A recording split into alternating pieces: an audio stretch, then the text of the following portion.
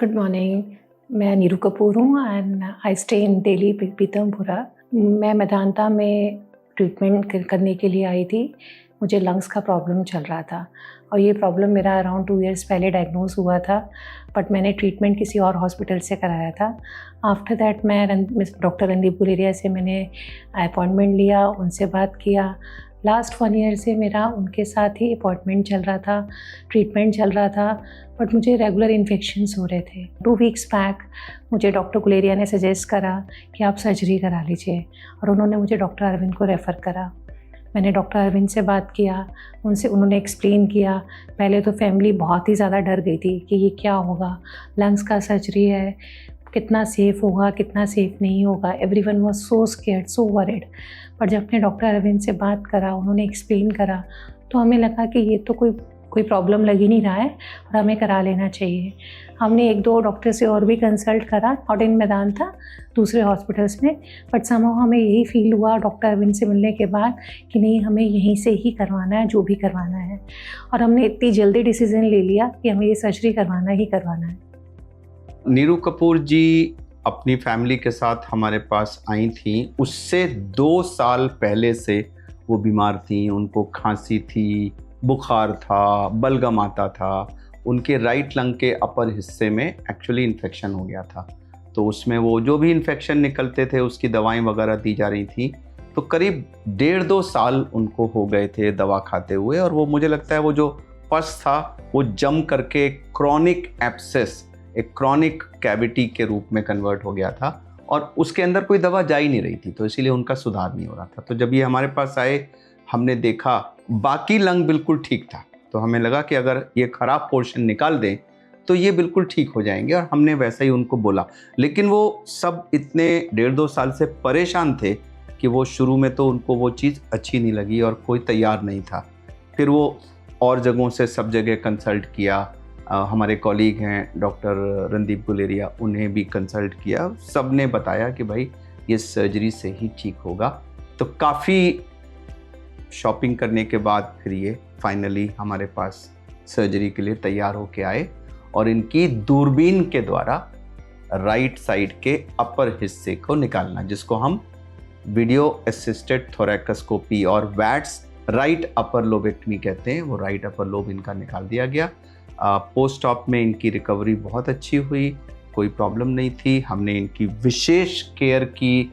एक दिन ये आइसक्रीम खाना चाहती थी तो आइसक्रीम भी इनको मुहैया कराई गई।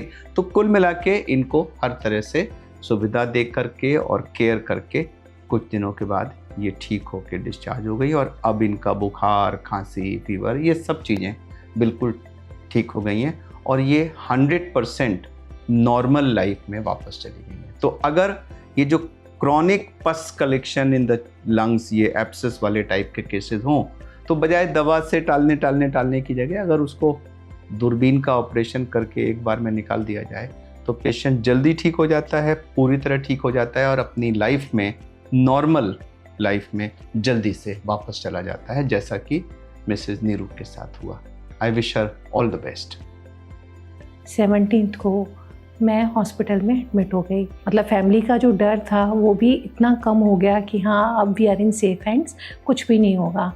ट्यूसडे मॉर्निंग को मेरा सर्जरी हुआ। I think it took near about 7 hours. 3 o'clock मुझे ICU में शिफ्ट किया गया। मेरी फैमिली मुझे मिलने आई। वहाँ पे ICU में भी सारे स्टाफ ने इतने अच्छे से मेरा ट्रीटमेंट किया कि मुझे लगा ही नहीं कि मेरी इतनी बड़ी सर्जरी हुई है और मैं यहाँ पर रखी हुई हूँ। फैमिली भी बिना डर के ही घर पे चली गई। उनको मालूम था कि अगर कोई ऐसी प्रॉब्लम है ही नहीं है। नेक्स्ट डे मॉर्निंग मुझे रूम में शिफ्ट कर दिया गया। जब मुझे सब मिलने आए फैमिली से 1 by 1, तो उनको लगा कि इतना बड़ा सर्जरी हुआ तो डेफिनेटली मुझे रेस्ट करने को बोला गया हुआ। You won't believe it, within half an hour physiotherapist आते हैं, डॉक्टर विनीत, और वो मुझे बोलते नहीं, आप रेस्ट नहीं कर सकते। एंड वी वर सरप्राइज, ऐसे रेस्ट नहीं कर सकते सर, इतना बड़ा सर्जरी हुआ है तो रेस्ट तो करेंगे।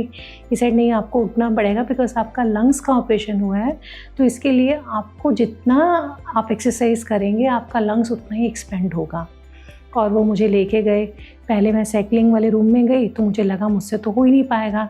इन 2-3 minutes I was like I can't do it now, but they were standing along with me मेरी फैमिली भी मेरे साथ खड़ी हुई थी और वो मैंने धीरे धीरे करना स्टार्ट किया।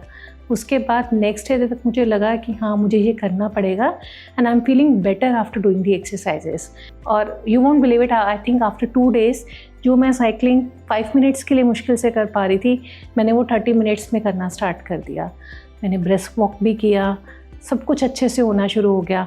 पहले मुझे कुछ खाने में प्रॉब्लम हो रही थी, लेकिन उन्होंने मुझे खाना भी अलाउड कर दिया कि आप सब कुछ खाओ जो आप खाना चाहते हो।